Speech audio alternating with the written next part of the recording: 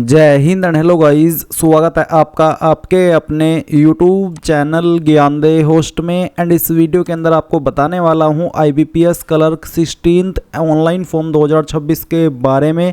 And guys मैं आपको बता दूं, लास्ट डेट अपडेट के साथ ये वीडियो आपके लिए बनाई जा रही है, क्योंकि इस फॉर्म को फिल करने की लास्ट डेट आज है। आप लोग आज रात 11:59 तक इसमें कोई नया फॉर्म भर सकते हैं। उसके बाद में कोई भी कैंडिडेट नया फॉर्म नहीं भर सकता। तो इस वीडियो के अंदर आपको सारी चीज़ें बहुत ही अच्छे से एक्सप्लेन की जाएगी। इसके लिए आपको वीडियो को पूरा देखना है। चलिए शुरू करते हैं। फटाफट से वीडियो को लाइक शेयर करके चैनल को सब्सक्राइब कर ले, और जो लिंक वीडियो को डिस्क्रिप्शन में दिया है आप ओपन कर लेना। जानने को मिलेगा कि वैकेंसी 11,403 पोस्ट पर निकाली गई है। एंड इसके फॉर्म को फिल करने की लास्ट डेट पहले 21 अगस्त 2026 थी, जो कि बढ़ा करके 28 अगस्त की थी। यानी कि अब कोई चांस नहीं है इसकी लास्ट डेट आगे बढ़ने का। तो इसलिए बहुत ही जल्दी से आपको ये फॉर्म भर लेना। वैसे भी आपके पास आज का समय है। तो ये चीज़ आपको समझ आ गई। इसके अलावा बात करें फीस की, तो जनरल OBC EWS के लिए 850 रुपये फीस है। SC ST and physically handicap के लिए 175 रुपये फीस है। एनी डिग्री कैंडिडेट इसमें अप्लाई कर सकते हैं। एज लिमिट आपकी 20 से 28 साल के बीच रखी गई है। एंड इसके अलावा बात करें कि कौन सी स्टेट के अंदर कितनी वैकेंसी है, वो आप यहाँ पर इस टेबल में देख सकते हैं। तो ये सारी ज़रूरी इन्फॉर्मेशन जानने के बाद में आप यहाँ पर स्क्रॉल करके नीचे की तरफ आएंगे और इम्पोर्टेंट लिंक के सेक्शन से अप्लाई ऑनलाइन लिंक ओपन करेंगे। इसके बाद आपके सामने पोर्टल आ जाएगा जहां से आपको अप्लाई करना है। यहां पर भी आप इसकी इंपॉर्टेंट डेट्स देख सकते हैं। यहां पर आ जाने के बाद में आपको click here for new registration, इसके ऊपर क्लिक करना है। देन गाइज आपके सामने कुछ इस तरह का इंटरफेस आ जाएगा। यहां पर गाइज आपको जो कुछ पॉइंट्स है फोटो अपलोड करने से पहले या फिर आगे जो आपके रजिस्ट्रेशन की इन्फॉर्मेशन है वो करने से पहले वो यहाँ पर मेंशन किए गए। अगर आप इनको देखना चाहे तो देख सकते हैं। वैसे तो सारी चीज़ें मैं यहाँ पर आपको अच्छे से एक्सप्लेन कर ही दूंगा। तो गाइज क्या करेंगे, सबसे पहले जो भी आपका फर्स्ट नेम है वो आप एंटर कर देंगे अंग्रेजी के बड़े अक्षरों के अंदर। फिर उस फर्स्ट नेम को दोबारा डाल करके यहाँ पर वेरीफाई कर देना है। अगर आपका मिडिल नेम है तो आप यहाँ पर डाल देंगे, नहीं तो आप खाली छोड़ देंगे। इसी प्रकार से आप यहाँ पर आपका लास्ट नेम डालेंगे। और गाइज लास्ट नेम को भी दोबारा डाल करके वेरीफाई कर देना है। मैं आपको एक चीज़ और बता दूं कि इसमें फर्स्ट नेम होना कंपलसरी है। अगर आपका मिडिल नेम नहीं है, लास्ट नेम नहीं है, तो कोई इशू वाली बात नहीं है। आप इन ऑप्शन को खाली छोड़ सकते हैं। इसके बाद यहाँ पर I confirm that my first and middle name are same as entered in the application form. अगर आप यहाँ पर मिडिल नेम डाल रहे हैं तो आपको यहाँ पर इसको टिक करने का ऑप्शन मिलेगा। अगर नहीं डाल रहे तो आपके सामने ये ऑप्शन एक्टिव नहीं होगा। फिर यहाँ पर देखेंगे full name as per 10th standard certificate, यानी कि जो आपने नाम भरा है ये आपका 10th के सर्टिफिकेट के अकॉर्डिंग होना चाहिए। फिर आपसे पूछा कि क्या आपने 10वीं के बाद में आपका नाम बदला है, have you ever changed your name. अगर हाँ तो यस करके जो आपका नाम बदला है वो नाम यहाँ पर फर्स्ट नेम दोबारा डाल करके वेरीफाई करेंगे। मिडिल नेम उसके बाद में लास्ट नेम। एंड नहीं बदला तो सिंपली नो कर देना। इसके बाद जो नंबर आप रजिस्टर करना चाहते हो वो नंबर यहाँ पर डालेंगे। नंबर को दोबारा डाल करके वेरीफाई कर देंगे। कोई अन्य नंबर आप यूज करते तो अल्टरनेटिव नंबर के अंदर डाल देंगे, नहीं तो आप चाहे तो इस ऑप्शन को खाली छोड़ सकते हैं। फिर पूछा है I confirm that the mobile number belongs to. ये जो नंबर आपने यहाँ पर दिया है ये किसका है, आपका है या फिर पेरेंट्स से रिलेटिव। तो मैं यहाँ पर सेल्फ सेलेक्ट कर लेता हूँ क्योंकि ये मेरा ही नंबर है जो मैं यहाँ पर डालूंगा। उसके बाद ईमेल आईडी में @ से पहले आपकी ईमेल में जो कुछ भी आता है वो आपको यहाँ पर ईमेल आईडी के सेक्शन में टाइप कर देना है। और फिर डोमेन नेम्स के ऊपर क्लिक करके सिलेक्ट करना कि आपका ईमेल किस डोमेन पर है। जैसे कि मेरा ईमेल है gmail.com पर, तो मैं यहाँ पर gmail.com सिलेक्ट कर लूँगा। तो इसी प्रकार से आपको भी आपका डोमेन सिलेक्ट कर लेना है। फिर अपनी कंफर्म ईमेल आईडी के अंदर कंप्लीट ईमेल आईडी डाल देनी है। कोई डोमेन सिलेक्ट करने की आवश्यकता नहीं है। अब आप ये सिक्योरिटी कोड डालेंगे, इन सभी जानकारी को चेक करेंगे बहुत ही अच्छे से, और उसके बाद सेव एंड नेक्स्ट के ऊपर क्लिक करेंगे। अब आपके सामने यहाँ पर OTP वेरिफिकेशन का पेज आएगा इस प्रकार से, जैसे कि आप वीडियो में देख पा रहे हैं। तो OTP वेरिफिकेशन करने के लिए आपको क्या करना है, पहले जो सिक्योरिटी कोड यहाँ पर आपके सामने आ रहा है वो आप यहाँ पर डालेंगे और सेंड OTP इसके ऊपर क्लिक कर देंगे। देन गाइज आपको आपके नंबर के ऊपर OTP सेंड कर दिया जाएगा। तो जो भी OTP आपको मिला है वो OTP आप यहाँ पर डाल दीजिए। मैं रियल टाइम में इसको डाल करके आपको दिखाता हूँ। मुझे OTP मिल चुका है।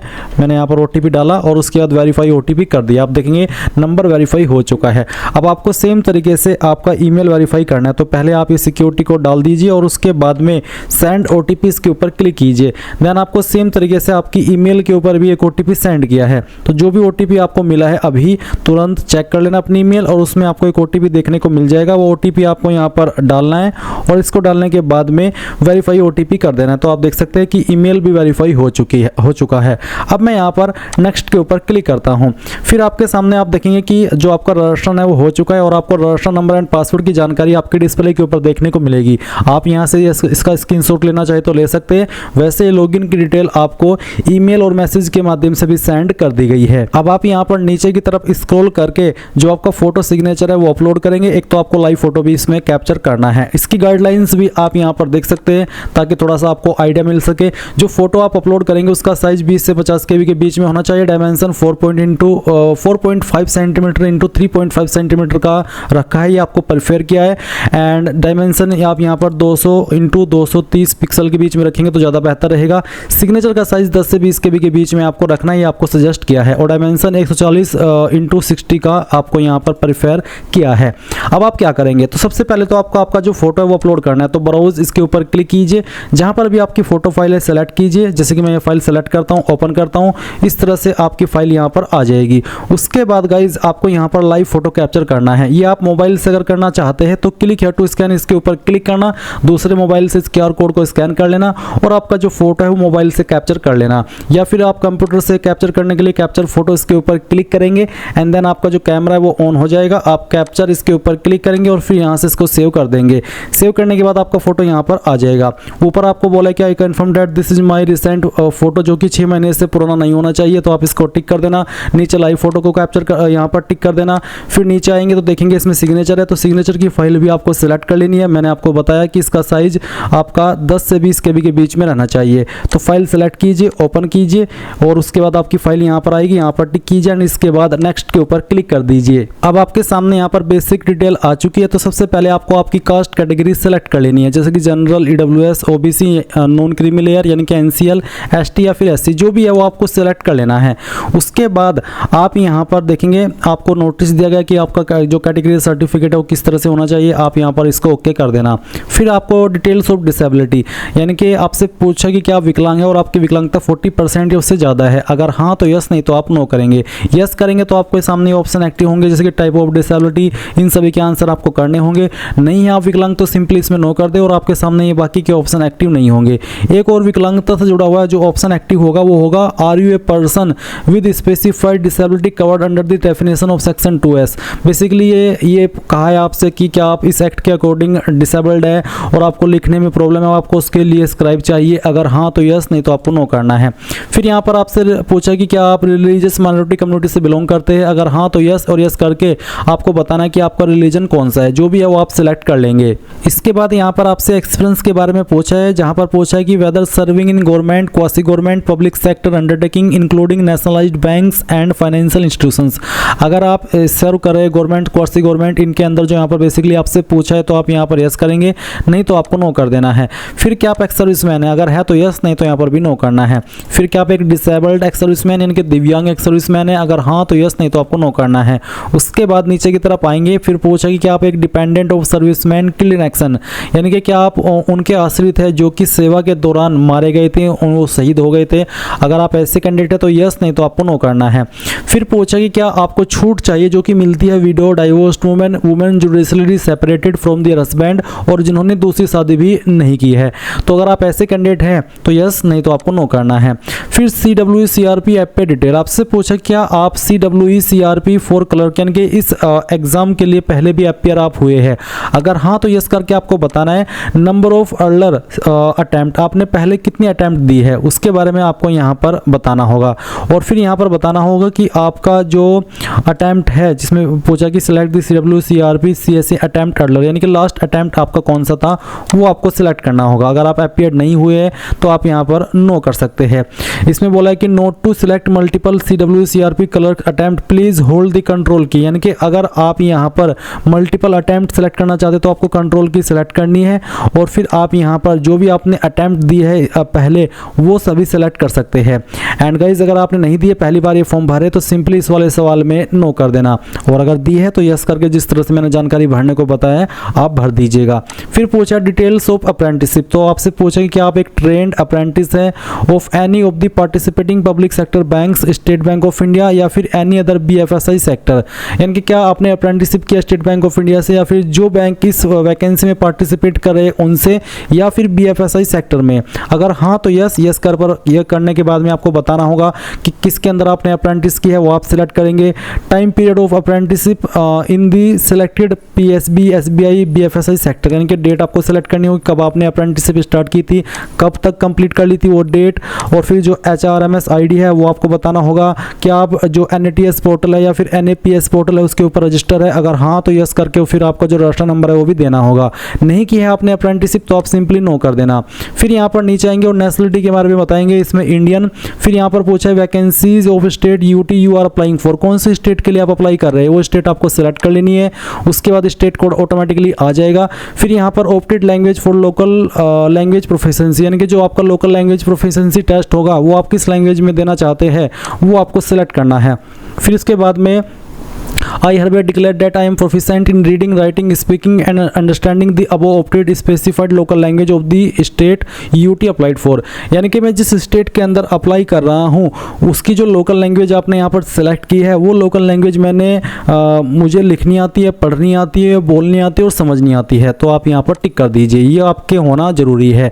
फिर पूछा है कि ये जो आपने लोकल लैंग्वेज यहाँ पर इसमें सेलेक्ट की है, क्या वो लोकल लैंग्वेज आपने 10वीं 12वीं या फिर किसी अन्य उसमें पढ़ी है। बेसिकली पहले तो ये आपसे यही पूछा है कि क्या आपके पास ऐसा कोई सर्टिफिकेट है, do you have 10th standard और अबो मार्कशीट सर्टिफिकेट, जो कि ये साबित करता हो कि आपने ऊपर ये जो लैंग्वेज यहाँ पर सिलेक्ट की है वो पढ़ी है, तो यहाँ पर आप यस कर दीजिए कि हाँ मेरे पास ऐसा कुछ है। फिर पूछे आई विल सबमिट 10th और अबो स्टैंडर्ड मार्कशीट, अब क्योंकि मैंने 10वीं के अंदर हिंदी को पढ़ा है, 12वीं के अंदर पढ़ा है, तो मैं यहाँ पर टिक कर दूंगा कि हाँ मैं सबमिट कर दूंगा 10वीं या उससे ऊपर का सर्टिफिकेट जहाँ पर मैंने इस लोकल लैंग्वेज को पढ़ा है।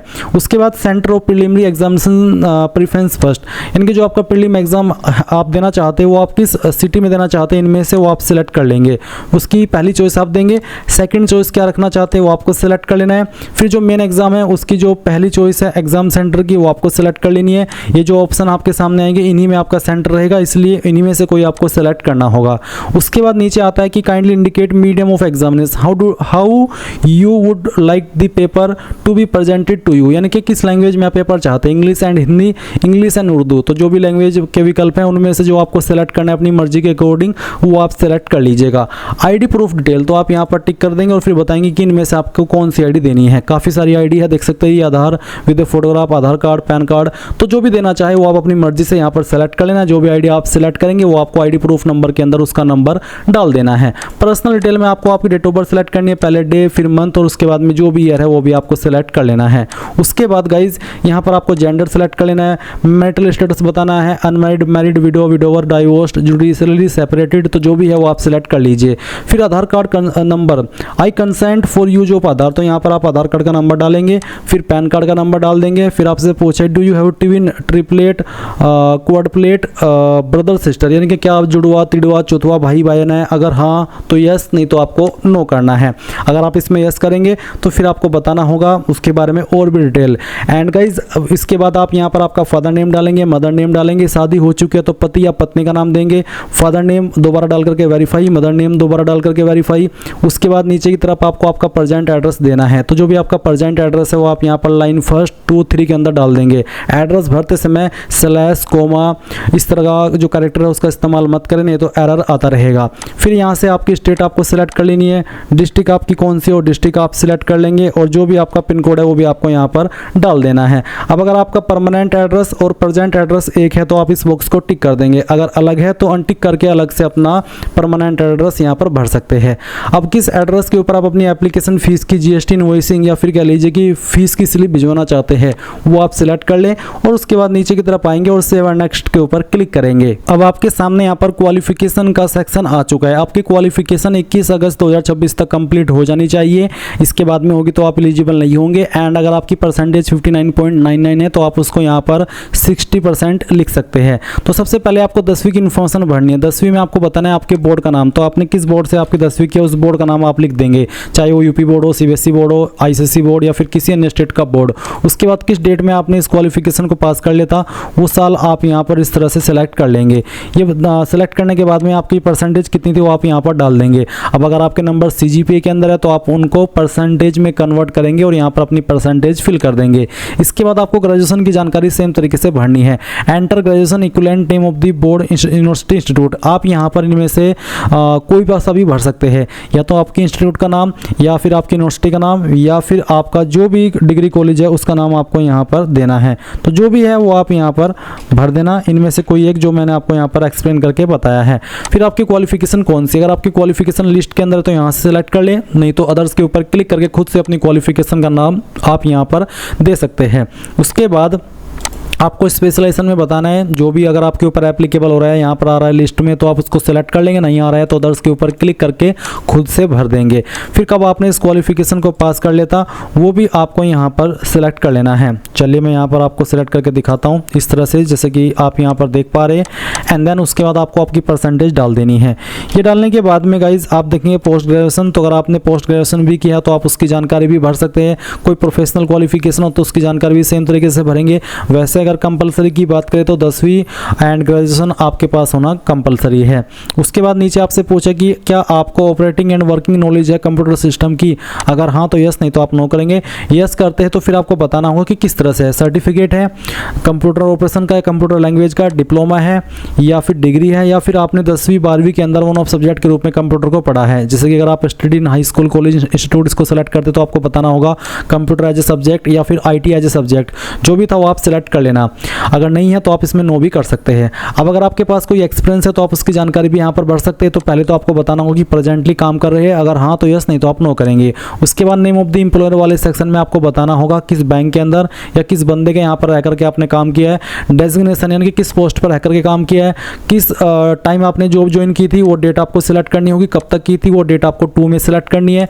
नेचर ऑफ ड्यूटीज़, क्या काम आप करते थे, थोड़ा शॉर्ट में आपको यहाँ पर बता देना है, और क्यों आपने जॉब छोड़ी उसका भी कोई छोटा मोटा रीजन आपको दे देना है। फिर से बता दूँ ये देना आप कंपलसरी नहीं है। एक्सपीरियंस अगर है तो दीजिएगा, नहीं तो आप इसको खाली छोड़ सकते हैं। फिर पूछा है कि क्या जो प्री एग्जाम ट्रेनिंग दी जाती है SC ST release minority community को, एक्स सर्विसमैन को, क्या आप वो लेने के लिए इच्छुक है, आपका मन है ये लेने का, अगर हाँ तो यस, अगर नहीं तो आप नो कर सकते हैं। इसमें चाहे यस करे चाहे नो करे, आपके फॉर्म के ऊपर कोई निगेटिव या पॉजिटिव प्रभाव नहीं पड़ेगा। फिर क्या आपके ऊपर कोई प्रोसिक्यूशन, कोई डिटेंशन, कोई फाइन, कोई कन्वेक्शन है, अगर हाँ कोई कोर्ट केस चल रहा है तो इसमें यस करना, नहीं तो आप नो कर दीजिए। फिर आपको यहाँ पर जो लैंग्वेज आपने सेलेक्ट की थी आपकी स्टेट की वो ऑटोमेटिकली सिलेक्टेड दिखेगी, तो आपको बताना हो कि मुझे पढ़नी आती है, लिखनी आती है और बोलनी आती है। उसके बाद जो आपको सेकंड लैंग्वेज आती है वो आप सिलेक्ट कर लेंगे और उसका स्टेटस भी सेम तरीके से आप बता देंगे। बोलनी अच्छे से आती हो तभी इसको ऑन करना, नहीं तो आप इसको ऑफ ही रहने देना। फिर कोई अन्य लैंग्वेज आती है तो वो भी आपको यहाँ पर सिलेक्ट कर लेनी है। ये तीसरी लैंग्वेज कोई सी भी हो सकती है, वैसे कंपलसरी तो फर्स्ट वाली ही है, बाकी आपकी मर्जी है, जो है तो आप दे सकते हैं, नहीं तो आप इसको खाली छोड़ सकते हैं। इसके बाद आप सेव एंड नेक्स्ट कर देंगे। एंड जैसे आप सेव एंड नेक्स्ट करेंगे तो आपके सामने यहाँ पर बैंक प्रेफरेंस का ऑप्शन आ जाएगा। तो किस बैंक को आप किस नंबर पर प्रेफरेंस देना चाहते हैं आपकी मर्जी के अकॉर्डिंग वो आपको यहाँ पर सिलेक्ट कर लेना है। इस तरह से जैसे कि मैं आपको सिलेक्ट करके दिखा रहा हूँ, जिसको आप पहले नंबर पर सिलेक्ट करेंगे वो आपका पहले पर माना जाएगा कि हाँ आपने इसको फर्स्ट नंबर पर प्रेफरेंस दी है। इसके बाद गाइज जैसे आप प्रेफरेंसेस दे दें आपको यहाँ पर नीचे इसमें सेव एंड नेक्स्ट के ऊपर क्लिक करना है और अब आपके सामने फॉर्म का प्रीव्यू आ चुका है। जो भी जानकारी आपने शुरू से लेकर अभी तक भरी हो सभी आपके सामने है। सभी जानकारी चेक करते हुए नीचे की तरफ आइए और यहाँ पर आपको इसमें आई एग्री करना है। फिर एक लाइन है कि I confirm that my name as filled by me in the application form exactly matches with the name in my ID proof, यानी कि जो नाम मैंने फॉर्म के अंदर भरा है वो मेरा नाम एग्जैक्ट मैच होता है मेरी आईडी प्रूफ के अंदर, तो आप इसको टिक कर दे। बट अगर आपका नाम एग्जैक्ट मैच नहीं होता है आपके डॉक्यूमेंट में तो आप इसको अनटिक करके तीसरे वाले को टिक करेंगे। एंड जैसे कि मेरा मैच होता है तो मैंने यहाँ पर टिक कर दिया और अब मैं कंप्लीट राशन इसके ऊपर क्लिक करता हूँ और यहाँ से आपको ओके कर देना है। फिर से एक बार ओके करना है। अब ओके करने के बाद में यहाँ पर आपको लेफ्ट थंब इंप्रेशन अपलोड करना है, यानी कि बाएं अंगूठे का निशान। इसका साइज 50 KB से कम होना चाहिए। तो चूज फाइल इसके ऊपर क्लिक कीजिए, जहाँ पर भी आपकी थंब इंप्रेशन की फाइल है सिलेक्ट कीजिए, ओपन कीजिए। उसके बाद आपके सामने इस तरह से आएगा आपका थंब इंप्रेशन, इसको ओके कर दीजिए। फिर आपको हैंड रिटन डिक्लेरेशन भी यहाँ पर अपलोड करना है। इसमें आपको क्या लिखना है वो आप देख लीजिए। ये जो लिंक मैंने वीडियो के डिस्क्रिप्शन में दिया हुआ है ये आप ओपन करके यहाँ पर इसमें हैंड रिटन डिक्लेरेशन की एक हेडिंग देखेंगे। इसमें जो लाइन लिखी गई है लाइन आपको एज इट इज एक कोरे कागज़ के ऊपर लिखनी है और कोरे कागज़ के ऊपर लिखने के बाद में गाइज उसको स्कैन कर लेना है और जो उसका साइज है वो आपका 100 KB से कम रहना चाहिए। अगर उससे ज़्यादा होगा तो वो फाइल आपकी यहाँ पर अपलोड नहीं हो पाएगी। तो चीज़ आपको समझ में आ गई। अब आप चूज फाइल इसके ऊपर क्लिक कीजिए और जहाँ पर आपका डिक्लेरेशन है सिलेक्ट कीजिए, फाइल को ओपन कीजिए, इस तरह से वो यहाँ पर आएगा और फिर यहाँ से ओके कर दीजिए। उसके बाद आपको 10वीं का जो सर्टिफिकेट है वो अपलोड करना है। इसका फॉर्मेट पीडीएफ का रखा है, अगर इमेज में है तो पीडीएफ में कैसे बनाएंगे जान ले। गूगल के अंदर आना, सर्च करना इमेज टू पीडीएफ, पहले वाली वेबसाइट ओपन कर लेना आई लव पीडीएफ, और उसके बाद जो आपका 10th का सर्टिफिकेट है वो फाइल आपको यहाँ पर सिलेक्ट कर लेनी है जहाँ पर भी आपकी फाइल है। और फाइल सेलेक्ट करने के बाद में आप यहाँ पर इसको ओपन करेंगे और ओपन करने के बाद कन्वर्ट टू पीडीएफ करेंगे, फाइल पीडीएफ के अंदर बन जाएगी। फिर आप डाउनलोड पीडीएफ के ऊपर क्लिक करके एक सिंगल क्लिक के अंदर इस फाइल को डाउनलोड कर लेंगे एंड देन यहाँ पर आएंगे और जो फाइल अभी आपने पीडीएफ के अंदर बनाई है उस फाइल को सिलेक्ट करेंगे, ओपन करेंगे, आपकी फाइल यहाँ पर इस तरह से आ जाएगी। इसमें ध्यान देना है कि जो आपका फाइल नेम है उसमें कोई स्पेस नहीं लिखना है, अगर स्पेस करेंगे तो वो फाइल अपलोड नहीं हो पाएगी। फिर उसके बाद यहाँ पर आई कंफर्म दैट, ये इसके ऊपर टिक कर देना है। आई एग्री टू कनेक्ट, अगर आप डिजी लॉकर से कनेक्ट होकर के आपका name, DOB, mobile number, gender, Aadhaar number, ये सभी डिटेल्स फैच कराना चाहते तो आप यस करके डिजी लॉकर की वेबसाइट पर जाएंगे, वहाँ पर लॉगिन करेंगे और सभी डिटेल्स को अलाउ करेंगे। ये वैसे कंपलसरी नहीं है, अगर आप यस करेंगे तो आपको डिजी लॉकर की वेबसाइट के ऊपर ट्रांसफर किया जाएगा और नो करेंगे तो आप सिंपली सिक्योरिटी कोड डालेंगे और सेव एंड नेक्स्ट कर देंगे। अब आपको यहाँ पर पेमेंट के पेज पर ट्रांसफर किया जाएगा, उसके पहले आपको आपका बिल डैश सिलेक्ट कर लेना है। चलिए मैं बिल डैश की सिलेक्ट कर लेता हूँ और इसके बाद में जो कैप्चा कोड आएगा वो आप यहाँ पर डालेंगे और इसको डालने के बाद में सबमिट के ऊपर क्लिक करेंगे और यहाँ से ओके कर देंगे। अब आपके सामने पेमेंट का मेन पेज आएगा। आप आपकी फीस यहाँ पर इनमें से जिस विकल्प का इस्तेमाल करके जमा करना चाहे कर सकते हैं, जैसे कि credit card, debit card, net banking, UPI या फिर वॉलेट। अगर यूपीआई तो शो क्यूआर, इसके ऊपर क्लिक करेंगे और अपना फीस पेमेंट कर देंगे। जैसे फीस सक्सेसफुल हो जाएगी तो ऑटोमेटिकली आपको इसी वेबसाइट के ऊपर रिडायरेक्ट किया जाएगा जहाँ से आपने फॉर्म फिल करना स्टार्ट किया था और आप अपने फॉर्म का फाइनल प्रिंट आउट ले पाएंगे। इस तरह से गाइज आप लोग IBPS clerk 16th online form 2026 भर पाएंगे। आई होप ये प्रोसेस आपको पसंद आया होगा। So thanks for watching. जय हिंद।